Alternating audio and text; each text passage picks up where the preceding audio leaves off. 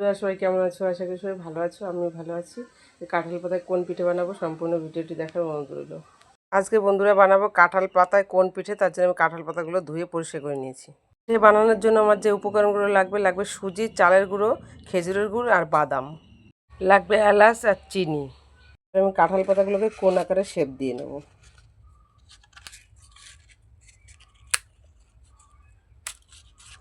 সবগুলো কাঁঠাল পাতায় এভাবে আমি শেপ দিয়ে নেব। সবগুলো কাঁঠাল পাতা আমি একইভাবে বানিয়ে নিয়েছি। আমলা নিয়ে নিয়েছি, এবার নিয়ে নেবো পরিমাণ মতো সুজিটা, চিনি, চালের গুঁড়ো, বাদাম, এলাচ, খেজুরের গুড়, নারকেল।